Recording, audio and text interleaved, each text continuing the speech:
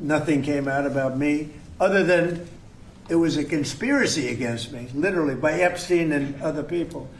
But I think it's time now for the country to maybe get onto something else. But what would you say to people like who feel like they haven't gotten healthcare justice, Mr. President? Something that people care about. Yeah, what did you say? Go ahead. What would you say to are the so survivors bad. who feel like they haven't gotten You are justice? the worst reporter. No wonder CNN has no ratings because of people like you. You know, she's a young woman.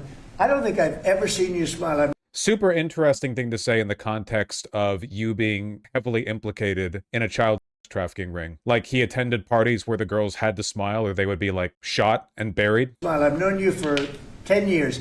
I don't think I've ever seen a smile on your face. I'm asking you about... It's just funny he would pick her for this because Caitlin Collins actually does have a really cheery, like, natural resting face or whatever compared to a lot of other people in the profession. You know why? You know why you're not smiling? Because you know you're not telling the truth, and you're a very dishonest organization, and they should be ashamed of you. These are survivors of a sexual abuse. Trump loves to respond to pressing questions from journalists like this, where he'll basically say, like, I hate your network, you. The whole "you never smile" thing is just so insane to me here. A lot of people are picking up on this. It's like the quiet piggy thing. So, as we all know, Trump despises women, right? We know that for a fact. There's lots of stuff that he says when he's like insulting reporters that I think is funny, even if it's really bad for democracy. The constant "this is why you have no ratings" thing is iconic. It's camp. It's not good, right, that the president does that. I just think it's funny. But the whole quiet piggy thing, this as well, "you're never smiling." He would never ever say this to a guy, obviously. He would never ever say this to a guy. This shit makes Trump angrier than like anything else. Trump can laugh off basically any criticism. Anytime you tell him,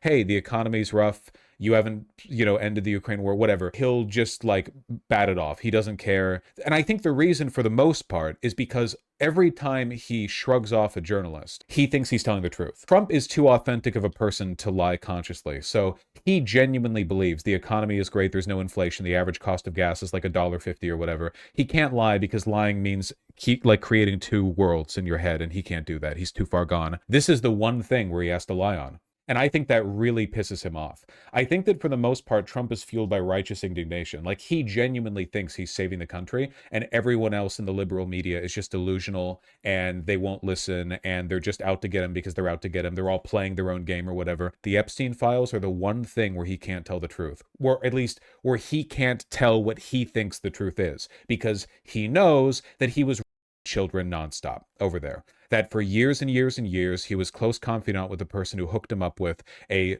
large number of trafficked girls and women, and he knows he can't talk about it.